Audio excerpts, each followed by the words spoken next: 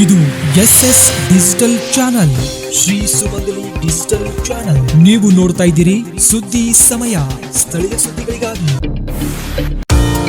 ಸುದ್ದಿ ಸಮಯದ ಪ್ರಾಯೋಜಕರು Mahalakshmi jewellers, gold hub, main road, Kalaburagi ಮತ್ತು ಅರುಜೀವ ಕಲಬುರಗಿ.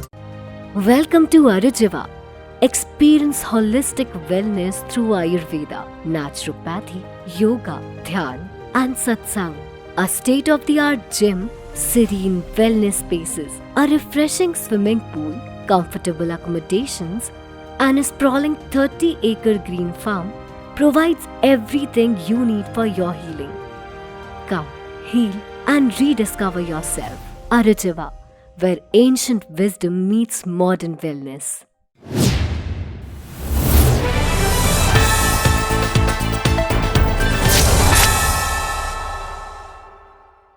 ಸುದ್ದಿ ಸಮಯಕ್ಕೆ ಸ್ವಾಗತ. ನಾನು RJ ಮಂಜು ಹಿರೋಳಿ. ರಾಜ್ಯದ ಗೃಹ, IT, BT, ಆಡಳಿತ ಮತ್ತು ಕಲಬುರಗಿ ಜಿಲ್ಲಾ ಉಸ್ತುವಾರಿ ಪ್ರಕೃತಿ ವಿಕೋಪ ಸಚಿವರಾದ ಪ್ರಿಯಾಂಕ್ ಖರ್ಗೆ ಅವರು ಇಂದು ಕಲಬುರಗಿ ತಾಲೂಕಿನ ಔರಾದ್ ಬಿ ಗ್ರಾಮಕ್ಕೆ ಭೇಟಿ ನೀಡಿ ಮುಂಗಾರು ಮಳೆ ಇಲ್ಲದೆ ಹಾಳಾದ ಬೆಳೆ ಪ್ರದೇಶ ವೀಕ್ಷಣೆ ಮಾಡಿದರು. ರಾಜ್ಯದ ಗೃಹ, IT, BT, ಆಡಳಿತ ಮತ್ತು ಕಲಬುರಗಿ ಜಿಲ್ಲಾ ಉಸ್ತುವಾರಿ ಪ್ರಕೃತಿ ವಿಕೋಪ ಸಚಿವರಾದ ಪ್ರಿಯಾಂಕ್ ಖರ್ಗೆ ಅವರು ಸೋಮವಾರ ಕಲಬುರಗಿ ತಾಲೂಕಿನ ಔರಾದ್ ಬಿ ಗ್ರಾಮಕ್ಕೆ ಭೇಟಿ ನೀಡಿ ಮುಂಗಾರು ಮಳೆ ಇಲ್ಲದೆ ಹಾಳಾದ ಬೆಳೆ ಪ್ರದೇಶ ವೀಕ್ಷಣೆ ಮಾಡಿದರು. ಕಲಬುರಗಿ ಗ್ರಾಮೀಣ ಮತಕ್ಷೇತ್ರದ ಶಾಸಕರಾದ ಬಸವರಾಜ್ ಮತ್ತಿಮಡು, ವಿಧಾನ ಪರಿಷತ್ತಿನ ಸದಸ್ಯರಾದ ತಿಪ್ಪಣ್ಣಪ್ಪ ಕಮಕ್ನೂರ್, ಜಿಲ್ಲಾಧಿಕಾರಿ ಇಕ್ರಂ ಶರೀಫ್, IGP ಶಾಂತನು ಸಿನ್ಹಾ, ಕಲಬುರಗಿ ನಗರ ಪೊಲೀಸ್ ಆಯುಕ್ತರಾದ ಡಾಕ್ಟರ್ SD ಶರಣಪ್ಪ, DCP ಶಾಲು, SP ಅಡ್ಡೂರು ಶ್ರೀನಿವಾಸಲು, ಜಂಟಿ ಕೃಷಿ ನಿರ್ದೇಶಕರಾದ ಸಮದ್ ಪಟೇಲ್ ಸೇರಿದಂತೆ ಇತರರು ಈ ಸಂದರ್ಭದಲ್ಲಿ ಉಪಸ್ಥಿತರಿದ್ದರು. ಔರಾದ್ ಬಿ ನಂತರ ಸಚಿವರು ಕೆರೆಬೋಸ್ಗಾ ಗ್ರಾಮದ ಬೆಳೆ ಹಾನಿ ಪರಿಶೀಲನೆ ನಡೆಸಿದರು. ಸೂಪರ್ ಎಲ್ವಿನೋ ಪರಿಣಾಮ 75% ಮಳೆ ಕೊರತೆಯಿಂದ ಈ ಬಾರಿ ರಾಜ್ಯದಲ್ಲಿ ಬರದ ಛಾಯೆ ಆವರಿಸಿದ್ದು, ಗುರುವಾರ ನಡೆಯುವ ಸಂಪುಟ ಸಭೆಯಲ್ಲಿ ಈ ಬಗ್ಗೆ ಚರ್ಚಿಸಲಾಗುತ್ತದೆ ಎಂದು ರಾಜ್ಯದ ಗೃಹ, IT, BT, ಆಡಳಿತ ಮತ್ತು ಕಲಬುರಗಿ ಜಿಲ್ಲಾ ಉಸ್ತುವಾರಿ ಪ್ರಕೃತಿ ವಿಕೋಪ ಸಚಿವರಾದ ಪ್ರಿಯಾಂಕ್ ಖರ್ಗೆ ಹೇಳಿದ್ದಾರೆ.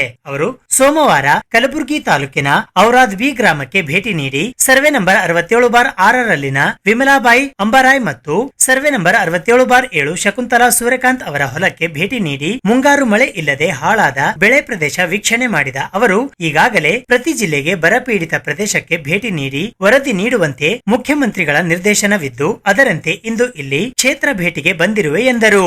ರಾಜ್ಯದಲ್ಲಿನ ಬರದ ಸ್ಥಿತಿ ಕುರಿತು ಈಗಾಗಲೇ ಮುಖ್ಯಮಂತ್ರಿ ಮತ್ತು ಉಪಮುಖ್ಯಮಂತ್ರಿಗಳು ಕೇಂದ್ರಕ್ಕೆ ಪತ್ರ ಬರೆದು ಮನವರಿಕೆ ಮಾಡಿಕೊಟ್ಟಿದ್ದಾರೆ. ಕೇಂದ್ರದ ಕಠಿಣ NDRF ನಿಯಮಾವಳಿಯಿಂದ ರೈತರಿಗೆ ನ್ಯಾಯಯುತ ಪರಿಹಾರ ನೀಡಲು ಸಾಧ್ಯವಾಗುತ್ತಿಲ್ಲ. ಇದನ್ನು ಸರಳೀಕರಣ ಮಾಡುವಂತೆ ರಾಜ್ಯದ ಬೇಡಿಕೆ ಇದ್ದು, ಅದನ್ನು ಕೇಂದ್ರ ಸರ್ಕಾರ ಪುರಸ್ಕರಿಸಲಿ ಎಂದರು. ಕಳೆದ ವರ್ಷ ಕಲಬುರಗಿ ಜಿಲ್ಲೆಗೆ ದಾಖಲೆ ಪ್ರಮಾಣದಲ್ಲಿ 650 ಕೋಟಿ ರೂಪಾಯಿ ಪರಿಹಾರ ಒದಗಿಸಲಾಗಿದೆ. ಇಡೀ ದೇಶದಲ್ಲಿ ಹೆಚ್ಚು ಪರಿಹಾರ ಪಡೆದ 2ನೇ ಜಿಲ್ಲೆ ನಮ್ಮದಾಗಿದೆ. ಈ ಬಾರಿಯೂ ಇದುವರೆಗೆ 4.50 ಲಕ್ಷ ರೈತರು ಬೆಳೆ ವಿಮೆ ಅಡಿ ನೋಂದಣಿ ಮಾಡಿಕೊಂಡಿದ್ದಾರೆ. ಕಳೆದ ಬಾರಿ 20% ಗ್ರಾಮ ಪಂಚಾಯತ್ ಪ್ರದೇಶದಲ್ಲಿ ಸರಿಯಾದ ಪರಿಹಾರ ಸಿಕ್ಕಿಲ್ಲ ಎಂಬುದು ರೈತರ ಅಳಲಾಗಿದ್ದು, ಈ ಬಾರಿ ಅದು ಪುನರಾವರ್ತನೆಯಾಗದಂತೆ ಎಚ್ಚರಿಕೆ ವಹಿಸಲು ಕಂದಾಯ, ಕೃಷಿ ಅಧಿಕಾರಿಗಳಿಗೆ ಖಡಕ್ ಸೂಚನೆ ನೀಡಿದ್ದೇನೆ ಎಂದರು. ಕಲಬುರಗಿ ಜಿಲ್ಲೆಯ ಪ್ರತಿ ವಿಧಾನಸಭಾ ಕ್ಷೇತ್ರಕ್ಕೆ 1 ಕೋಟಿ ರೂಪಾಯಿ ಕುಡಿಯುವ ನೀರು ಪೂರೈಕೆಗೆ ನೀಡಲಾಗಿದೆ. ಹೀಗಾಗಿ ಕುಡಿಯುವ ನೀರು ಪೂರೈಕೆಗೆ ಯಾವುದೇ ಅನುದಾನ ಕೊರತೆ ಇಲ್ಲ. ಗ್ರಾಮೀಣ ಪ್ರದೇಶದಲ್ಲಿ ಕುಡಿಯುವ ನೀರಿಗೆ 5 ಕೋಟಿ ರೂಪಾಯಿ ಈಗಾಗಲೇ ಒದಗಿಸಿದ್ದು, ಅದರಲ್ಲಿ ಕೆಲಸ ಕಾರ್ಯಗಳು ನಡೆದಿವೆ ಎಂದು ಸಚಿವರು ತಿಳಿಸಿದರು. ಕ್ಷೇತ್ರಕ್ಕೆ ಭೇಟಿ ಬಂದ ಸಚಿವ ಪ್ರಿಯಾಂಕ್ ಖರ್ಗೆ ಅವರಿಗೆ ರೈತ ಮಹಿಳೆ ವಿಮಲಾಬಾಯಿ ಅಂಬಾರಾಯ್ ಅವರು ಈಗಾಗಲೇ 50,000 ರೂಪಾಯಿ ಖರ್ಚು ಮಾಡಿ DAP ಬೀಜ ಹಾಕಿ ಉದ್ದು ಬಿತ್ತಿದ್ದೇವೆ, ಮಳೆ ಇಲ್ಲದೆ ಬೆಳೆ ಹಾಳಾಗಿ ಹೋಗಿವೆ. ಇದೀಗ ಮತ್ತೆ 4 ಎಕರೆ ಪ್ರದೇಶದಲ್ಲಿ ತೊಗರಿ ಬಿತ್ತಿದ್ದೇವೆ, ಇದು ಸಹ ಕೈಗೆ ಹತ್ತಲಿಲ್ಲ, ನಮಗೆ ಪರಿಹಾರ ಕೊಡಿ ಎಂದು ಸಚಿವರಲ್ಲಿ ಬೇಡಿಕೆ ಇಟ್ಟರು. ಕಲಬುರಗಿ ಜಿಲ್ಲೆಯ ವಸತಿ ನಿಲಯದಲ್ಲಿ ಕಳಪೆ ಆಹಾರ ಸೇವಿಸಿ ನಡೆದ ದುರ್ಘಟನೆ ಹಿನ್ನೆಲೆಯಲ್ಲಿ ವಸತಿ ನಿಲಯಕ್ಕೆ ಭೇಟಿ ನೀಡಿ ಮಕ್ಕಳಿಗೆ ಗುಣಮಟ್ಟದ ಆಹಾರ ಪೂರೈಕೆ, ಶುಚಿತ್ವ ಮತ್ತು ನೈರ್ಮಲ್ಯ ಕುರಿತು ತಪಾಸಣೆ ನಡೆಸುವಂತೆ DC ಜಿಲ್ಲಾ ಪಂಚಾಯತ್ CO ಅವರಿಗೆ ನಿರ್ದೇಶನ ನೀಡಿದ್ದೇನೆ ಎಂದರು. ಕಲಬುರಗಿ ಗ್ರಾಮೀಣ ಮತಕ್ಷೇತ್ರದ ಶಾಸಕರಾದ ಬಸವರಾಜ್ ಮತ್ತಿಮಡು, ವಿಧಾನ ಪರಿಷತ್ತಿನ ಸದಸ್ಯರಾದ ತಿಪ್ಪಣ್ಣಪ್ಪ ಕಮಕ್ನೂರ್, ಜಿಲ್ಲಾಧಿಕಾರಿ ಇಕ್ರಂ ಶರೀಫ್, IGP ಶಾಂತನು ಸಿನ್ಹಾ, ಕಲಬುರಗಿ ನಗರ ಪೊಲೀಸ್ ಆಯುಕ್ತರಾದ ಡಾಕ್ಟರ್ SD ಶರಣಪ್ಪ, DCP ಶಾಲು, SP ಅಡ್ಡೂರು ಶ್ರೀನಿವಾಸಲು, ಜಂಟಿ ಕೃಷಿ ನಿರ್ದೇಶಕರಾದ ಸಮದ್ ಪಟೇಲ್, ಉಪನಿರ್ದೇಶಕರಾದ ಡಾಕ್ಟರ್ ಬಾಲರಾಜನ್ ಬಿರಾದಾರ್ ಈ ಸಂದರ್ಭದಲ್ಲಿ ಉಪಸ್ಥಿತರಿದ್ದರು. ನಂತರ ಸಚಿವ ಪ್ರಿಯಾಂಕ್ ಖರ್ಗೆ ಅವರು ಕೆರೆ ಬೋಸಗ ಗ್ರಾಮಕ್ಕೆ ಭೇಟಿ ನೀಡಿ ಸರ್ವೆ ನಂಬರ್ 99/3ರಲ್ಲಿನ ಶಬೀರ್ ಅಹಮದ್ ಅವರು 2 ಬಾರಿ ಬೆಳೆದ ತೊಗರಿ ಬಿತ್ತನೆ ಪ್ರದೇಶ ವೀಕ್ಷಿಸಿದರು. ಕಲಬುರಗಿ ದಕ್ಷಿಣ ಮತಕ್ಷೇತ್ರದ ಶಾಸಕರಾದ ಅಲ್ಲಮಪ್ರಭು ಪಾಟೀಲ್ ಅವರು ಸಚಿವರಿಗೆ ಜೊತೆಯಾಗಿದ್ದರು. ಬಹಳ ಮುಂಚಿತವಾಗಿ ಇಂಥ ಪರಿಸ್ಥಿತಿ ಉದ್ಭವ ಆಗ್ಬೋದು ಅಂದ್ಬಿಟ್ಟು ರೈತರಿಗೆ ಕೂಡ ನಾವು ಸಲಹೆ ನೀಡಿದ್ವಿ, ಸೂಚನೆಯನ್ನು ಏನು ಮಾಡಬೇಕು ಅಂತ ಕೂಡ ನೀಡಿದ್ವಿ ರಾಜ್ಯಾದ್ಯಂತ. ಅದಲ್ಲದೆ ನಮ್ಮ ಉಪಮುಖ್ಯಮಂತ್ರಿಗಳು ಕಂದಾಯ ಸಚಿವರು ಕೂಡ ಕೇಂದ್ರ ಸರ್ಕಾರಕ್ಕೆ ಬರೆದು ಮನವಿ ಮಾಡಿಕೊಂಡಿದ್ದಾರೆ, ನಮಗೆ ಯಾವ ರೀತಿ ಬರ ಪರಿಸ್ಥಿತಿ ಬರ್ಬೋದು ಅಂದ್ಬಿಟ್ಟು. ಅದೇ ನಿಟ್ಟಿನಲ್ಲಿ ಇವಾಗ ಏನು ನಮಗೆ ಸುಮಾರು 70-75% ಮಳೆಗಾಲ ಮುಗಿದಿದ್ರೂ ಕೂಡ ಇಲ್ಲಿ ಒಂದು ಹನಿ ನೀರಿಲ್ಲ ಇಲ್ಲಿ. ಸೊ ಆದ್ದರಿಂದ ಇವತ್ತು ನಾವಾಗಿರ್ಬೋದು ಮತ್ತು ನಮ್ಮ ಬಸವರಾಜ ಮತ್ತಿಮೂಡವರು ಅವ್ರ ಕಾನ್ಸ್ಟಿಟ್ಯೂನ್ಸಿನಲ್ಲಿ ಒಂದೆರಡು ಕಡೆ ವೀಕ್ಷಣೆಯನ್ನು ಮಾಡ್ತಾಯಿದ್ದೀವಿ. ಇಲ್ಲಿ ತಾವು ನೋಡಿದ್ರೂ ಗೊತ್ತಾಗ್ತದೆ, ಸಂಪೂರ್ಣವಾಗಿ ಉದ್ದು, ಹೆಸರು ಮತ್ತು ತೊಗರಿಗೂ ಕೂಡ ಯಾವುದೇ ರೀತಿಯಾಗಿ ಅದ್ರ ಬೆಳವಣಿಗೆ ಆಗಿಲ್ಲ. ಸೊ ಈ ಸರಿ ಇಳುವರಿ ಅಷ್ಟೇ ತೊಂದರೆ ಆಗೋದಿಲ್ಲ, ಕುಡಿಯೋ ನೀರು, ಮೇವು ಕೂಡ ತೊಂದರೆ ಆಗ್ಬೋದು. ಸೊ ಅದರಿಂದ ನಮ್ಮ ಸರ್ಕಾರ ಈಗಾಗಲೇ ಎಲ್ಲ ಸಚಿವರಿಗೂ ಕೂಡ ಜಿಲ್ಲೆ ಪ್ರವಾಸ ಮಾಡಿ ಸಭೆಗಳು ಮಾಡಿ, ನಾಳೆ ಕ್ಯಾಬಿನೆಟ್ ಏನಿದೆ, ನಾಡಿದ್ದು ಕ್ಯಾಬಿನೆಟ್ ಇದೆ, ಅದರಲ್ಲಿ ಒಂದು ವರದಿ ಸಲ್ಲಿಸಬೇಕು ಅಂತಲೂ ಕೂಡ ಮಾನ್ಯ ಮುಖ್ಯಮಂತ್ರಿಗಳು ಹೇಳಿದ್ದಾರೆ. ಅಲ್ಲಿ ಚರ್ಚೆಯಾಗಿ ಮುಂದೆ ಯಾವ ರೀತಿ ನಾವು ಕ್ರಮವನ್ನು ವಹಿಸ್ಕೋಬೋದು ಅಂತ ನಾವು ಒಂದು ತೀರ್ಮಾನಕ್ಕೆ ಬರ್ತೀವಿ. ಹಿಂದೆ ನಮ್ಮ ಜಿಲ್ಲೆಯಲ್ಲಿ ಇಡೀ ದೇಶದಲ್ಲೇ 2ನೇ ಹೆಚ್ಚು ಪರಿಹಾರ ಸಿಕ್ಕಿದೆ ಇಡೀ ಇಂಡಿಯಾನಲ್ಲಿ, ಕರ್ನಾಟಕಕ್ಕೆ. ಅದರಲ್ಲೂ ಕೂಡ ನಮ್ಮ ಜಿಲ್ಲೆಯಲ್ಲಿ ಸುಮಾರು 650 ಕೋಟಿಗಿಂತ ಹೆಚ್ಚು ಪರಿಹಾರ ಇತಿಹಾಸದಲ್ಲಿ ಮೊದಲನೇ ಬಾರಿ ಬಂದಿದೆ. ಹಿಂದೆ ಏನು ಹೋದ ಬಾರಿ ನಾವು ಭಾಳ ನಮ್ಮ ಅಗ್ರಿಕಲ್ಚರ್ ಆಫೀಸರ್ಸ್ ಇರ್ಬೋದು, ಹಾರ್ಟಿಕಲ್ಚರ್ ಆಫೀಸರ್ಸ್ ಇರ್ಬೋದು, ಬೇರೆ ಮಟ್ಟಕ್ಕೆ ಹೋಗಿ ನೋಂದಣಿ ಮಾಡಿಸಿದ್ರು. ಅದೇ ನಿಟ್ಟಿನಲ್ಲಿ ಈ ಸರಿನೂ ಕೂಡ ಅದಕ್ಕೆ ಭಾಳ ವಿಶೇಷವಾದಂಥ ಒತ್ತನ್ನು ಕೊಟ್ಟು ಇವತ್ತು ನಮ್ಮಲ್ಲಿ ಸುಮಾರು 4.5 ಲಕ್ಷ ರೈತರು ಇವತ್ತು ರಿಜಿಸ್ಟ್ರೇಷನ್ ಆಗಿದ್ದಾರೆ. ಸೊ ನಾವು ಏನಿದೆ ಪರಿಹಾರ ಏನಿದ್ರೂ ಕೂಡ ಕೇಂದ್ರ ಸರ್ಕಾರದ ನಿಯಮಾವಳಿ ಕೊಡಬೇಕಾಗ್ತದೆ, ಅದಕ್ಕೆ ನಾವು ಬದ್ಧರಾಗಿದ್ದೇವೆ. ಸೊ ಇದರಲ್ಲಿ ಏನಾದ್ರು ಚೇಂಜ್ ಮಾಡೋಕ್ಕೆ NDRF ಗೌರ್ಮೆಂಟ್ ನೋಡಿ, ನಾವು ಇವಾಗಿಂದ ಅಲ್ಲ, ಇದು ಸದನದಲ್ಲಿ ರಾಹುಲ್ ಗಾಂಧಿ ಅವರು ಇರ್ಬೋದು, ಖರ್ಗೆ ಸಾಹೇಬ್ರು ಇರ್ಬೋದು, ಬಹಳ ಸರಿ ಪ್ರಸ್ತಾಪ ಮಾಡಿದ್ದಾರೆ. ನೀವು ಬರ ಘೋಷಣೆ ಮಾಡಿ ಅಂತ ಎಲ್ಲರೂ ಹೇಳ್ತಾ ಇದ್ದಾರೆ. ಆದರೆ ಮಾಡಲಿಕ್ಕೆ ಡ್ರಾಟ್ ಮ್ಯಾನ್ಯುವಲ್ ಪ್ರಕಾರನೇ ಮಾಡಬೇಕು. ಈಗ 2016ರಲ್ಲಿ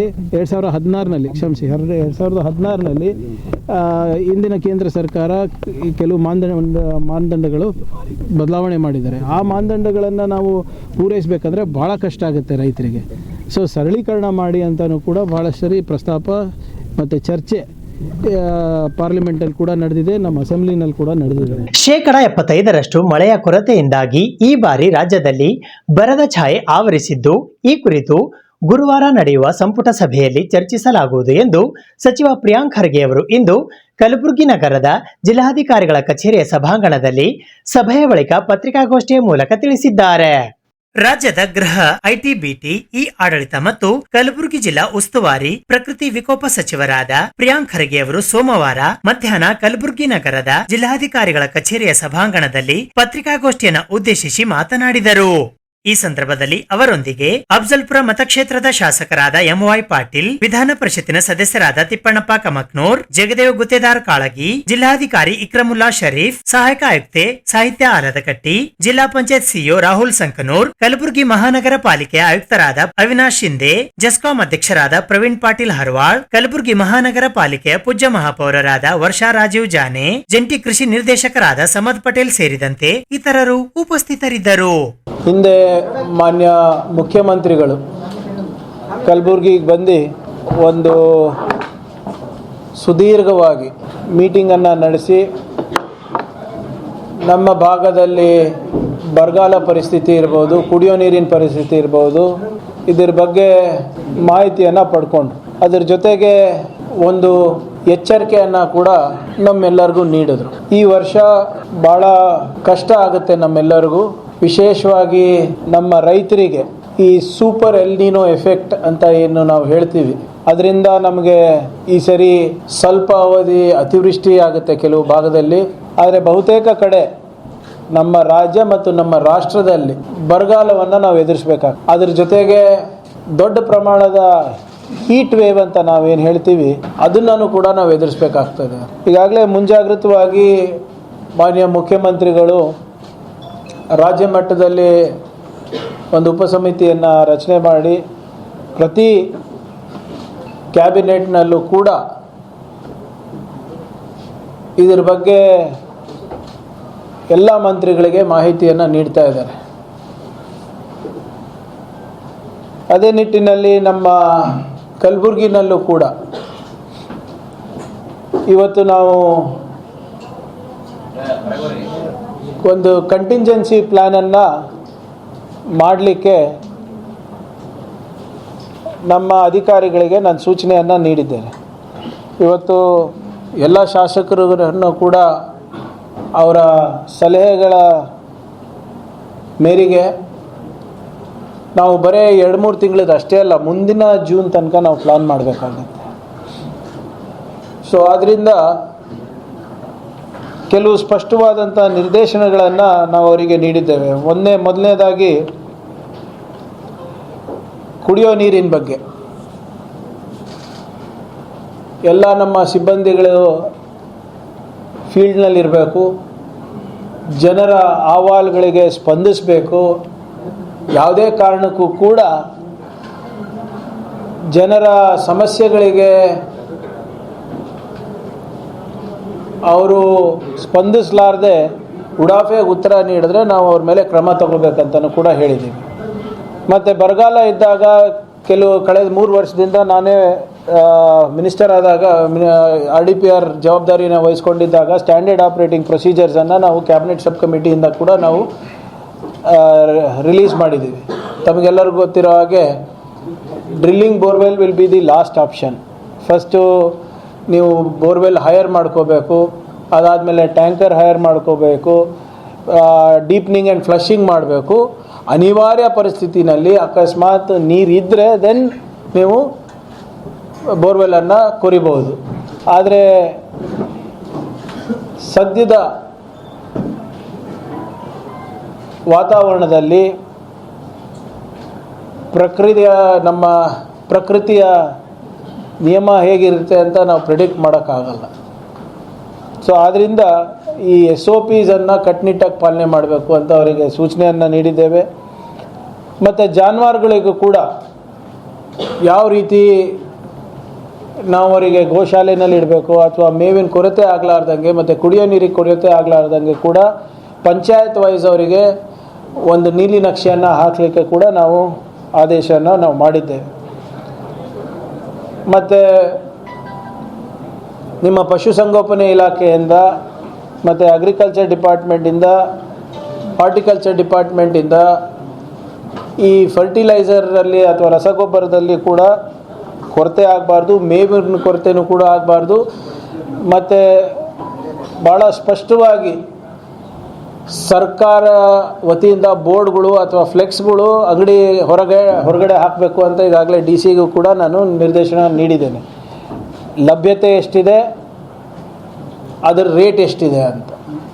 ಮತ್ತು ಈಗಾಗಲೇ 7 ಅಂಗಡಿಗಳಿಗೆ ನಾವು ಆಗಲೇ ಸಸ್ಪೆನ್ಷನಿಗೆ ಕೂಡ ನಾವು ಬರೆದಿದ್ದೀವಿ. ಈಗಾಗಲೇ 51 ರೇಡ್ಗಳನ್ನು ಮಾಡಿದ್ದೀವಿ. ಸಾಕಷ್ಟು ಏನು ಅವ್ರ ಮೇಲೆ ಫೈನ್ಸ್ ಕೂಡ ನಾವು ಹಾಕಿದ್ದೇವೆ. ಬಟ್ 7 ಭಾಳ ಗಂಭೀರವಾಗಿ ಕಾನೂನು ಉಲ್ಲಂಘನೆ ಆಗಿರೋದ್ರೆ ಅವ್ರ ಸಸ್ಪೆನ್ಷನಿಗೆ ಕೂಡ ನಾವು ರಾಜ್ಯ ಸರ್ಕಾರಕ್ಕೆ ನಾವು ಬರೆದಿದ್ದೀವಿ. ಮತ್ತು ವಿಶೇಷವಾಗಿ ಗ್ರೌಂಡ್ ಟ್ರುತಿಂಗ್ ಅಂತ ನಾವು ಏನು ಹೇಳ್ತೀವಿ, ಇಲ್ಲಿವರೆಗೂ ಕಲಬುರಗಿನಲ್ಲಿ ಯಾಕೆ ಹೆಚ್ಚು ಇನ್ಶೂರೆನ್ಸನ್ನು ನಾವು ಪಡೆದಿದ್ದೀವಿ ಅಂದರೆ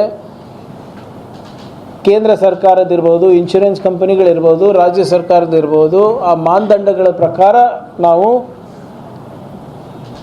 ಕಟ್ಟುನಿಟ್ಟಾಗಿ ಪಾಲನೆ ಮಾಡಿದ್ದೀವಿ ಆದೇಶಗಳನ್ನು ಅಥವಾ ನಿರ್ದೇಶನಗಳನ್ನು. ಕಲಬುರಗಿ ಜಿಲ್ಲಾ ಉಸ್ತುವಾರಿ ಸಚಿವರಾದ ಪ್ರಿಯಾಂಕ್ ಖರ್ಗೆ ಅವರು ಇಂದು ಮಧ್ಯಾಹ್ನ ಕಲಬುರಗಿ ನಗರದ ಜಿಲ್ಲಾಧಿಕಾರಿಗಳ ಕಚೇರಿಯ ಸಭಾಂಗಣದಲ್ಲಿ ಸಾರ್ವಜನಿಕರಿಂದ ಅಹವಾಲುಗಳನ್ನು ಸ್ವೀಕರಿಸಿದರು.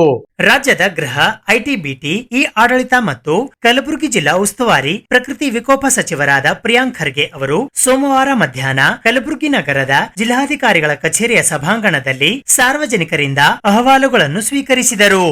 ಈ ಸಂದರ್ಭದಲ್ಲಿ ಅವರೊಂದಿಗೆ ವೈದ್ಯಕೀಯ ಶಿಕ್ಷಣ ಸಚಿವರಾದ ಡಾಕ್ಟರ್ ಶರಣಪ್ರಕಾಶ್ ಪಾಟೀಲ್, ಕಲಬುರಗಿ ಉತ್ತರ ಮತಕ್ಷೇತ್ರದ ಶಾಸಕಿ ಖನೀಸ್ ಫಾತಿಮಾ, ಅಫ್ಜಲ್ಪುರ ಮತಕ್ಷೇತ್ರದ ಶಾಸಕರಾದ ಎಂವೈ ಪಾಟೀಲ್, ಚಿಂಚೋಳಿ ಮತಕ್ಷೇತ್ರದ ಶಾಸಕರಾದ ಡಾಕ್ಟರ್ ಅವಿನಾಶ್ ಜಾಧವ್, ಕಲಬುರಗಿ ನಗರಾಭಿವೃದ್ಧಿ ಪ್ರಾಧಿಕಾರದ ಅಧ್ಯಕ್ಷರಾದ ಮಜರ್ ಆಲಂ ಖಾನ್, ಜಿಲ್ಲಾಧಿಕಾರಿ ಇಕ್ರಮುಲ್ಲಾ ಶರೀಫ್, ಕೆಕೆಆರ್ಟಿಸಿ ಅಧ್ಯಕ್ಷರಾದ ಅರುಣ್ ಕುಮಾರ್ ಎಂವೈ ಪಾಟೀಲ್, ಕಲಬುರಗಿ ಮಹಾನಗರ ಪಾಲಿಕೆಯ ಆಯುಕ್ತರಾದ ಅವಿನಾಶ್ ಶಿಂಧೆ, ಕಲಬುರಗಿ ಜಿಲ್ಲಾ ಪೊಲೀಸ್ ವರಿಷ್ಠಾಧಿಕಾರಿಗಳಾದ ಅಡ್ಡೂರು ಶ್ರೀನಿವಾಸಲು, ಕಲಬುರಗಿ ನಗರ ಪೊಲೀಸ್ ಆಯುಕ್ತರಾದ ಡಾಕ್ಟರ್ ಶರಣಪ್ಪ ಎಸ್ಡಿ ಸೇರಿದಂತೆ ಇತರರು ಉಪಸ್ಥಿತರಿದ್ದರು.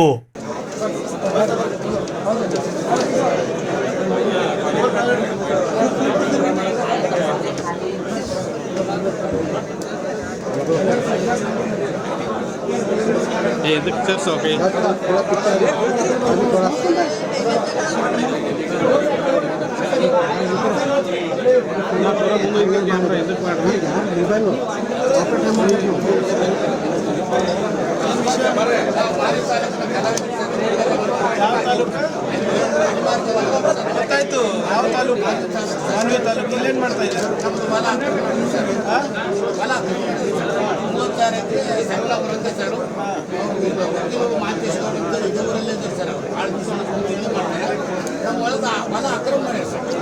ಈಗ ಏನು ಮಾಡ್ಬೇಕು? ಎಲ್ಲಿದೆ? ನೀವು ಕೊಡಿ, ಡೀಟೇಲ್ ಕೊಡಿ. ಮೇಲಂದ್ರೆ ಯಾರಿಗೆ ಕೊಟ್ಟಿರಿ? ಡೀಟೇಲ್ ಕೊಡ್ಬೇಕಪ್ಪ.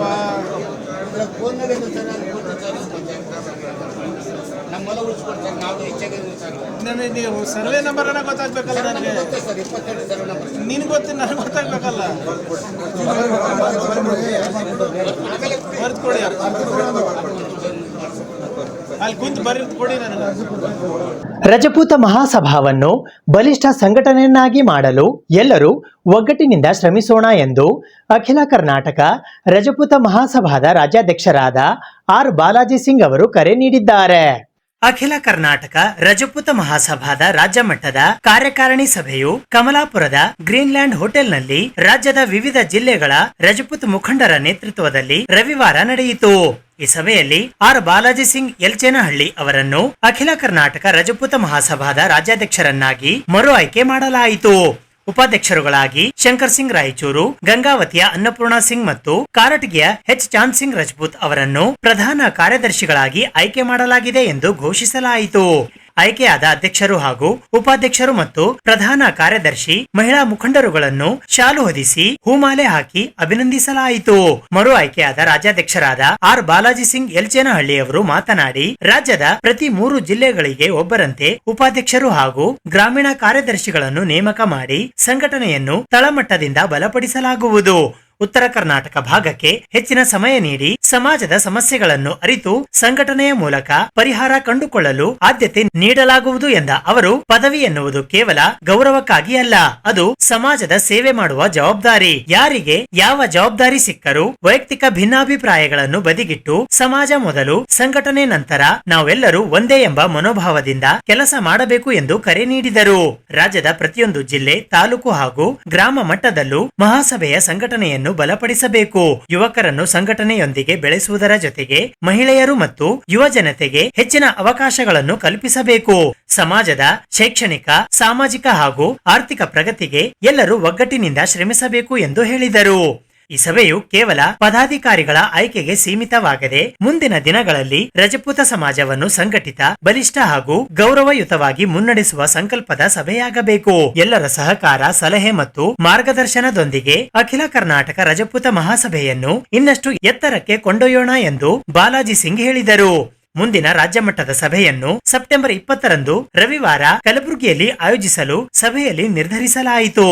ಈ ಸಭೆಯಲ್ಲಿ ಸೌದತ್ತಿಯ ಮಾನ್ಸಿಂಗ್, ಹೊಸಪೇಟೆಯ ಶೇರ್ ಸಿಂಗ್, ವಿಜಯ್ ಸಿಂಗ್, ಬಿಜಾಪುರದ ಭೀಮ್ ಸಿಂಗ್, ಕಲಬುರಗಿಯ ಭವಾನಿ ಸಿಂಗ್ ಠಾಕೂರ್, ದಶರಥ್ ಸಿಂಗ್ ಠಾಕೂರ್, ಸಂಜಯ್ ಸಿಂಗ್ ಠಾಕೂರ್, ಗೋವಿಂದ್ ಸಿಂಗ್, ವಿಪಿ ಸಿಂಗ್, ಕವಿತಾಳದ ಆನಂದ್ ಸಿಂಗ್, ಅಫ್ಜಲ್ಪುರದ ಅಮರ್ ಸಿಂಗ್ ರಾಜಪೂತ್, ಬೆಲ್ಲದ ಬಾಗೇವಾಡಿಯ ಜಯ್ ಸಿಂಗ್ ಸನಡಿ, ಕಾರಟಗಿಯ ಟಿ ಶಂಕರ್ ಸಿಂಗ್ ಹಳೆಮನೆ, ಬಿ ಶ್ಯಾಮ್ ಸಿಂಗ್, ಹನುಮಾನ್ ಸಿಂಗ್, ಯಮನ್ ಸಿಂಗ್, ವೆಂಕಟ್ ಸಿಂಗ್, ಅಫ್ಜಲ್ಪುರದ ಗೋವಿಂದ್ ಸಿಂಗ್, ಸೇಡಂನ ಠಾಕೂರ್ ಸಂಜೀವ್ ಕುಮಾರ್ ಸಿಂಗ್, ಸತ್ಯನಾರಾಯಣ್ ಸಿಂಗ್ ಲಿಂಗಸುಗೂರು ಸೇರಿದಂತೆ ವಿವಿಧ ಜಿಲ್ಲೆಗಳ ರಜಪೂತ ಸಮಾಜದ ಪ್ರಮುಖರು ಈ ಸಭೆಯಲ್ಲಿ ಭಾಗವಹಿಸಿದ್ದರು. ಬಹಳ ಸಂತೋಷ. ತಾವೆಲ್ಲ ನಮ್ಮ ಒಂದು ಫೋನಿನ ಕರೆ ಹೋಗೊಟ್ಟು ತಾವೆಲ್ಲರೂ ಕೂಡ ಬಂದಿದ್ದೀರಿ. ತುಂಬಾ ಸಂತೋಷ. ತಮಗೆ ಮೊಟ್ಟ ಮೊದಲನೇ ಬಾರಿಗೆ ನಮ್ಮ ಸಭೆ ವತಿಯಿಂದ ತಮ್ಮೆಲ್ಲರಿಗೂ ಧನ್ಯವಾದವನ್ನು ನಾನು ಅರ್ಪಿಸ್ತೀನಿ. ಒಂದು ಮಾತು ಜೊತೆಗೆ ಈಗ ನಾವು ಪೇರೆಂಟ್ ಬಾಡಿಗೆ ನಮಗೆ ಬೇಕಾಗಿರ್ತಕ್ಕಂಥದ್ದು ಯಾರ್ಯಾರು ಬೇಕು ನೆಕ್ಸ್ಟ್ ಮೀಟಿಂಗ್ ಅಲ್ಲಿ ನಾವು ಕೆಲವೊಂದನ್ನು ತಗೊಳ್ಳೋಣ. ಸ್ವಹ ಇಚ್ಛೆಯಿಂದ ಬಳ್ಳಾರಿಯವರಾಗ್ಲಿ ಅಥವಾ ಅಫ್ಜಲ್ಪುರ್, ಗುಲ್ಬರ್ಗ, ಯಾದಗಿರಿ ಎಲ್ಲಾ ಕಡೆಯಿಂದ ನೋಡ್ಕೊಂಡು ಪೇರೆಂಟ್ ಬಾಡಿಗೆ ಇನ್ನೂ 3 ಜನ ಬೇಕಾಗ್ತದೆ. ಅದಾದ್ಮೇಲೆ ನಾವು ವಿಭಾಗೀಯ ಮಟ್ಟದಲ್ಲಿ ನಾವೆಲ್ಲರೂ ಸೇರಿ ಮಾಡ್ತೀವಿ. ಈಗ ಇಲ್ಲಿ ನಾವು ನಿರ್ಣಯ ಮಾಡ್ತೀವಿ, ನಿಮ್ಮೆಲ್ಲರ ಸಮ್ಮುಖದಲ್ಲಿ ನಿಮ್ಮ ಸಮೇತದ ಮೇರೆಗೆ ಇವತ್ತು ರಾಜ್ಯ ಅಧ್ಯಕ್ಷರಾಗಿ ನಾವು ಬಾಲಾಜಿ ಸಿಂಗ್ ಅವ್ರನ್ನ ನಾವೆಲ್ಲರೂ ಸೇರಿ ಆಯ್ಕೆ ಮಾಡಿದ್ದೀವಿ. ಹೌದಾದ್ರೆ ಎಲ್ಲರೂ ತಾವೆಲ್ಲ ಮಾಡಿದೀವಿ. ಹಾಗಾಗಿ ಅವರಿಗೆ ದೀಪಕ್ ಸಿಂಗ್ ಮತ್ತು ಶೇರ್ ಸಿಂಗ್ ಸುದ್ದಿ ಇನ್ನು ಇವೆ, ಸದ್ಯಕ್ಕೆ ಬ್ರೇಕ್. ಇದು SS ಡಿಜಿಟಲ್ ಚಾನಲ್, ಶ್ರೀ ಸುಮಂಗಲಿ ಡಿಜಿಟಲ್ ಚಾನಲ್. ನೀವು ನೋಡ್ತಾ ಇದ್ದೀರಿ ಸುದ್ದಿ ಸಮಯ, ಸ್ಥಳೀಯ ಸುದ್ದಿಗಳಿಗಾಗಿ. ಸುದ್ದಿ ಸಮಯದ ಪ್ರಾಯೋಜಕರು Mahalakshmi jewellers, gold hub, main road, Kalaburagi ಮತ್ತು ಅರುಜೀವ Kalaburagi. Welcome to Arujiva. Experience holistic wellness through Ayurveda, naturopathy, yoga, dhyan, and satsang. A state-of-the-art gym, serene wellness spaces, a refreshing swimming pool, comfortable accommodations, and a sprawling 30-acre green farm provides everything you need for your healing. Come, heal, and rediscover yourself. Arujiva, where ancient wisdom meets modern wellness.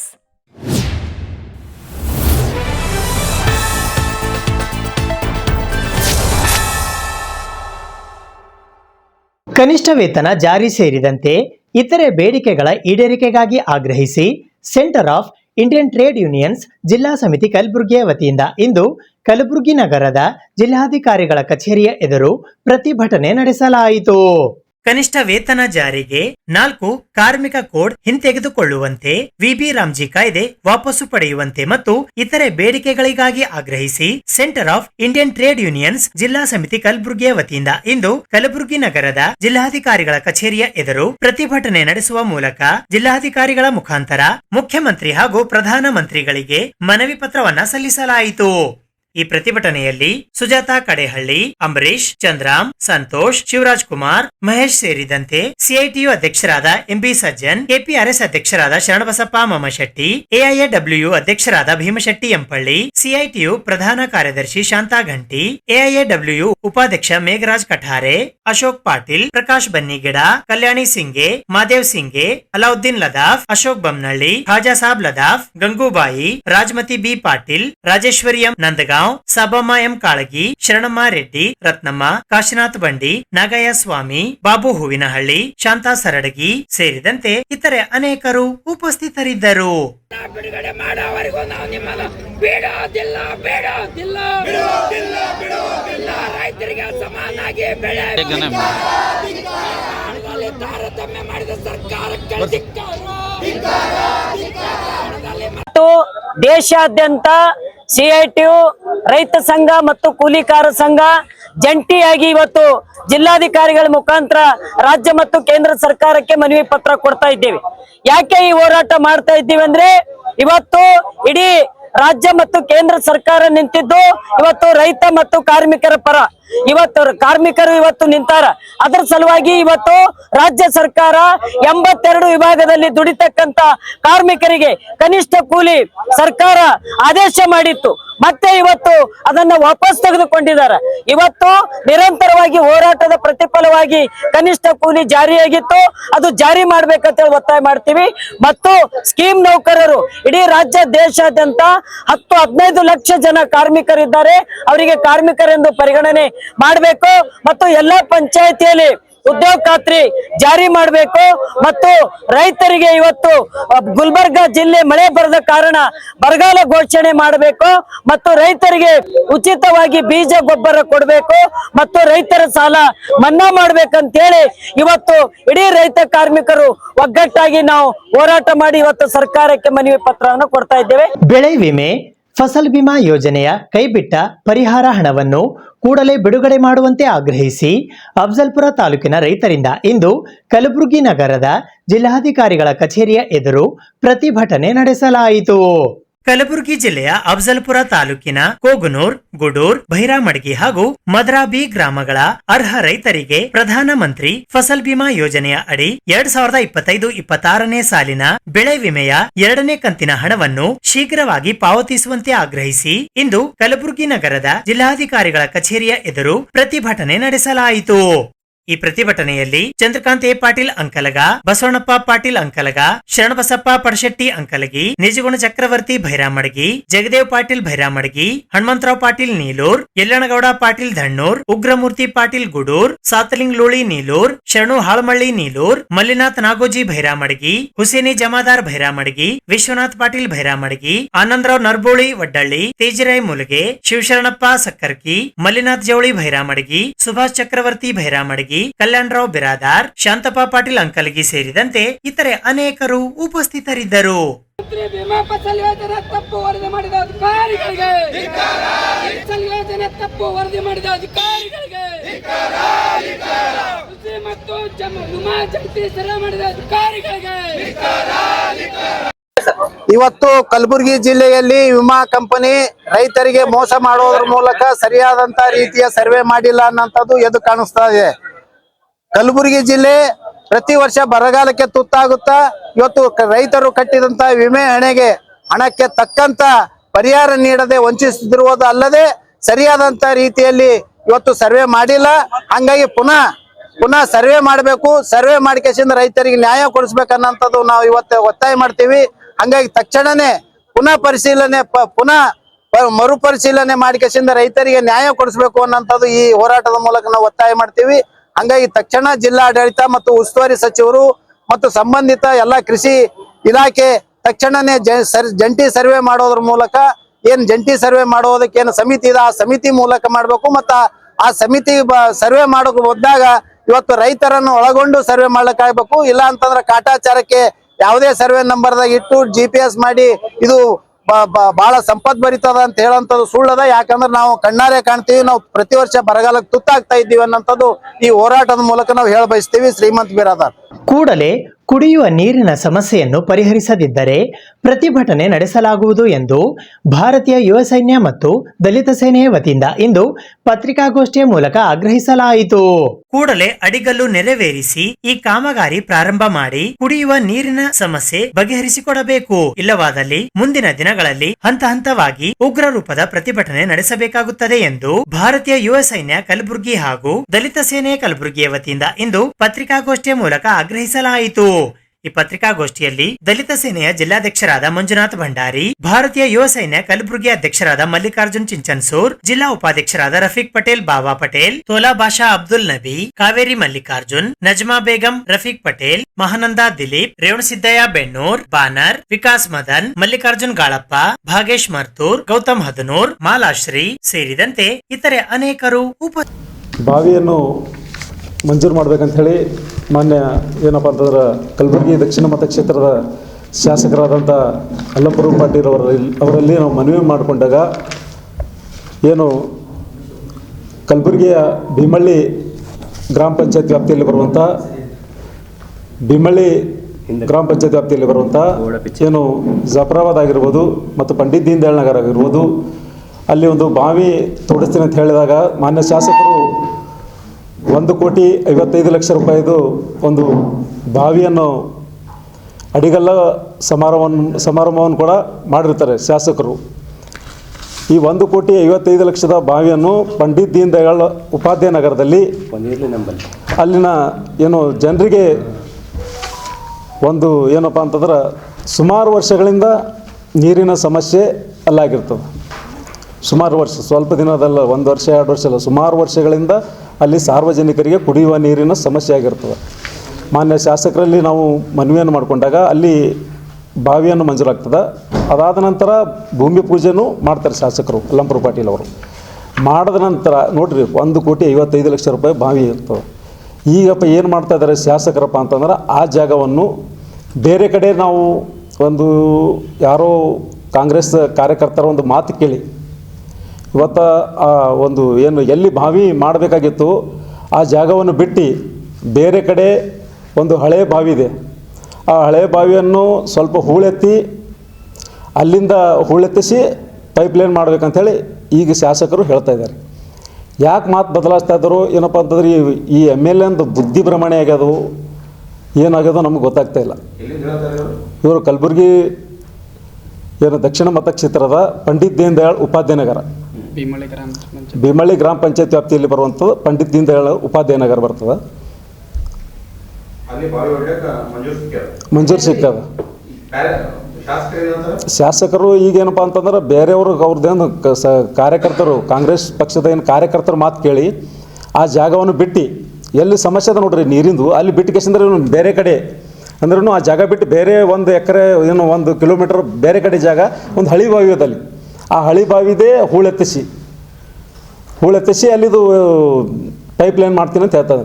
ನೋಡ್ರಿ ಹಳಿ ಬಾವಿಗೆ ಹೂಳೆತ್ತಿಸೋದು ಯಾವುದಕ್ಕೆ ಬೇಕಾಗಿದೆ? ಇಲ್ಲಿ ಹೊಸ ಬಾವಿ ಮಂಜೂರು ಮಾಡಂತೇಳಿ ಸುಮಾರು 1,50,00,000 ಹಣ ಮಂಜೂರಾದದ, ಅಲ್ಲಿ ಮಾಡ್ತಾಯಿಲ್ಲ. ಬೇರೆ ಕಡೆ ಇದ್ರ ಅರ್ಥ ಏನಪ್ಪ ಅಂತಂದ್ರೆ ಪೂರಾ ಲೂಟಿ ಮಾಡ್ಬೇಕು ಅನ್ನೋದು. ದಕ್ಷಿಣ MLA ಏನಪ್ಪ ಅಲ್ಲಂಪುರ ಪಾಟೀಲ್ ಅಂದ್ರೆ ಪೂರಾ ಹಣ ಲೂಟಿ ಮಾಡ್ಬೇಕಂತೇಳಿ ಅವನದು ಪ್ಲ್ಯಾನ್ ಅದ. ಅದಕ್ಕೆ ಅಲ್ಲಿ ಸಮಸ್ಯೆ ಇದ್ದುದು ಇಲ್ಲಿ ಈ ಜನರಿಗೆ ಅದ, ಎಲ್ಲಿ ಪಂಡಿತ್ ದೀನ್ ದಯಾಳ್ ಉಪಾಧ್ಯಾಯ ನಗರ ಜನರಿಗೆ ಸಮಸ್ಯೆ ಇದ್ದದ. ಅಲ್ಲಿ ಬಾವಿ ಮಾಡೋದು ಬಿಟ್ಟು ಅಲ್ಲಿ ಮಾಡ್ತಾ ಇದ್ದಾನೆ MLA. ಈಗ ನಿನ್ನೆ ಕೂಡ ಬಂದಲ್ಲಿ ಬೇರೆ ಕಡೆ ನಾನು ಮಾಡ್ತೀನಿ ಅಂತ ಹೇಳ್ತಾನೆ. ಈಗ ಸುಮಾರು ಅಲ್ಲಿ ಏನು ಜನ ಏನು ವಾಸಿಸ್ತಾರೆ, ಗರೀಬ್ ಜನ, SC ST ಏನು ಪರಿಶಿಷ್ಟ ಜಾತಿ ಪರಿಶಿಷ್ಟ ಪಂಗಡದ ಜನರು ಏನು ವಾಸಿಸ್ತಾರೆ ಅಲ್ಲಿ. ಮಾನ್ಯ ಶಾಸಕರಿಗೆ ಹೇಳಿದಾಗ ಇಲ್ಲ ನಾವು ಬೇರೆ ಕಡೆಗೆ ಮಾಡ್ತೀನಿ ಅಂತ ಹೇಳ್ತಾ ಇದ್ದಾರೆ. ಇದು ಇವತ್ತಿನ ಸುದ್ದಿ ಸಮಯ. ಸ್ಥಳೀಯ ಸುದ್ದಿಗಳಿಗಾಗಿ ನೋಡ್ತಾ ಇರಿ ಸುದ್ದಿ ಸಮಯ. ನಿಮ್ಮ ನೆಚ್ಚಿನ ಸುದ್ದಿ ಸಮಯವನ್ನು ಡೆನ್ ಸೆಟಾಪ್ ಬಾಕ್ಸ್ನ ಚಾನೆಲ್ ಸಂಖ್ಯೆ 746ರಲ್ಲಿ ಪ್ರತಿದಿನ ರಾತ್ರಿ 9 ಗಂಟೆಗೆ, ಮರುಪ್ರಸಾರ ರಾತ್ರಿ 10 ಗಂಟೆಗೆ ಮತ್ತು ಮರುದಿನ ಬೆಳಿಗ್ಗೆ 8 ಗಂಟೆ ಮತ್ತು 9 ಗಂಟೆಗೆ ವೀಕ್ಷಿಸಬಹುದು. ಇದು SS ಡಿಜಿಟಲ್ ಚಾನಲ್, ಶ್ರೀ ಸುಮಂಗಲಿ ಡಿಜಿಟಲ್ ಚಾನಲ್. ನೀವು ನೋಡ್ತಾ ಇದ್ದೀರಿ ಸುದ್ದಿ ಸಮಯ, ಸ್ಥಳೀಯ ಸುದ್ದಿಗಳಿಗಾಗಿ. ಸುದ್ದಿ ಸಮಯದ ಪ್ರಾಯೋಜಕರು Mahalakshmi jewellers, gold hub, main road, Kalaburagi ಮತ್ತು ಅರುಜೀವ Kalaburagi. Welcome to Arujiva. Experience holistic wellness through Ayurveda, naturopathy, yoga, dhyan, and satsang. A state-of-the-art gym, serene wellness spaces, a refreshing swimming pool, comfortable accommodations, and a sprawling 30-acre green farm provides everything you need for your healing. Come, heal, and rediscover yourself. Arujiva, where ancient wisdom meets modern wellness.